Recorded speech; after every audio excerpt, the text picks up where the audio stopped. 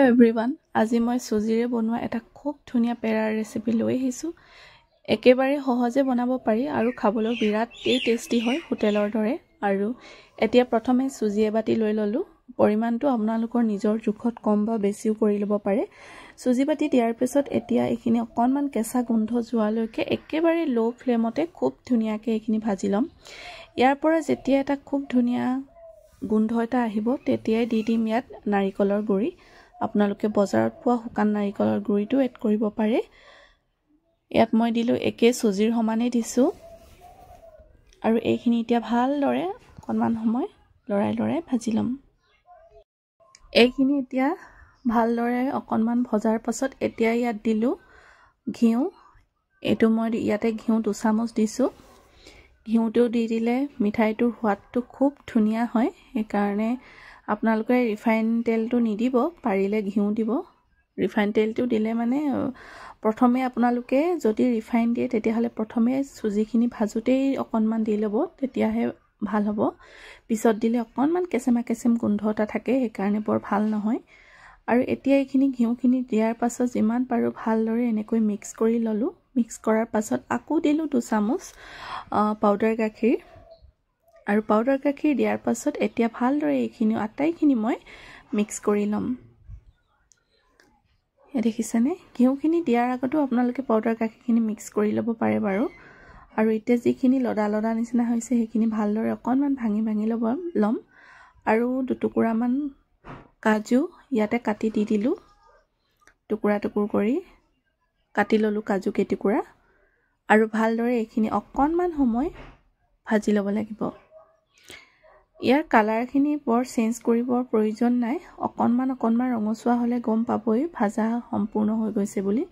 আৰু এয়া চাওক খুব ধুনীয়াকৈ মোৰ এইখিনি ভাজা হৈ গ'ল। এই দেখিছেনে, এইখিনি এতিয়া মই গেছটো অফ কৰি অকণমান এনেকৈ লৰাই ভাজি দিছো যাতে জ্বলি নাযায় এইখিনি, যিহেতু কেৰাহীখন গৰম হৈ থাকে সেইকাৰণে। আৰু এইখিনি হৈ গ'ল মোৰ। এতিয়া ঠাণ্ডা হ'বলৈ দিলো। আকৌ একেখন কেৰাহীতে দিলো এবাটি চেনি। আপোনালোকে সুজি যিমানখিনি ল'ব চেনি সিমানেই ল'ব। আৰু দিছো আধা বাটি পানী। এইখিনি এতিয়া ভালদৰে এইখিনি মিক্স কৰি লৰাই ভাজি ল'ম।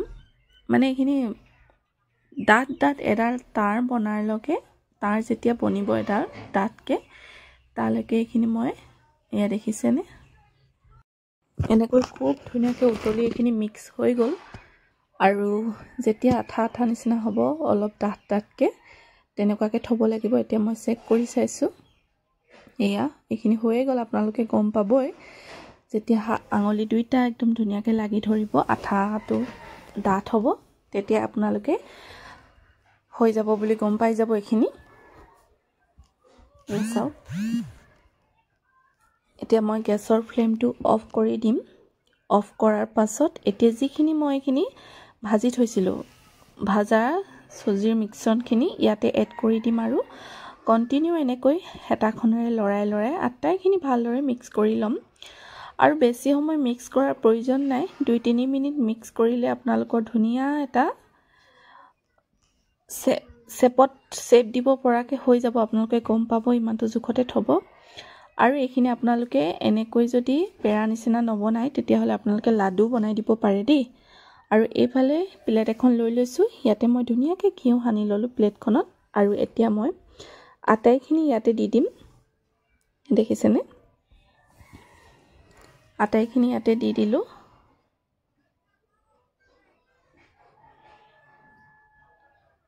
এইখিনি একদম গৰমে জল্দি কৰি দিছো মই, কাৰণ নহ'লে শ্বেপটো বনাবলৈ অকণমান অসুবিধা হ'ব।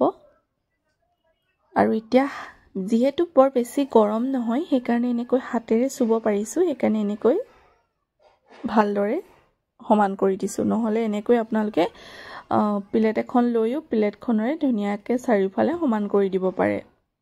চাওক এনেকৈ দেখিছেনে, সমান প্লেট এখন লৈ ল'ব, এনেকৈ সমান কৰি দিব পাৰিব। আৰু এইখিনি আপোনালোকে 5 মিনিটমান থ'লেই হৈ গ'ল। একদম জল্দি হৈ যাব আপোনালোকৰ। মানে 5 মিনিটমান থ'লে আপোনালোকৰ এইখিনি গোট মাৰিয়ে যাব খুব ধুনীয়াকৈ। আৰু কাঠটো লগাই দিব পাৰিব আৰু ইয়াতে কেইটামান কাঠবাদাম কাটি ওপৰতে এনেকৈ ছটিয়াই দিছো এটো অপচনেল হয় আপোনালোকে নিদিবও পাৰে আৰু এই মিঠাই ৰেচিপিটো আপোনালোকে এবাৰ হলেও ট্ৰাই কৰি চাব বিৰাট টেস্টি হয় খাবলৈ আপোনালোকে এমাহ ধৰি এই মিঠাইটো খাই থাকিব পাৰিব যিহেতু অলপ টান হৈ যায় কন্টেনাৰত ভৰাই থব পাৰিব আৰু অকনমান টান হওঁতে এনেকৈ কটাৰীখনেৰে কাটি লৈছো চুৰিখনেৰে দেখিছেই নহয় ইমান ধুনীয়াকৈ কাট হৈ গৈছে কাট খাই গৈছে আৰু এনেকৈ পিচকিটা যদি কাটি থৈ দিও তেতিয়া পিছত টান নহয় কাটিবলৈ নহলে পিছত অকনমান অসুবিধা হ'ব আৰু এইফালে মই উলিয়াই ললো কিমান ধুনীয়া হৈছে নহয়নে আজি ৰেচিপিটো ইমানেই আছিল কেনেকুৱা পালে জনাব যদি ভাল পালে লাইক এটা কৰি দিব তেন্তে আজিলৈ বাই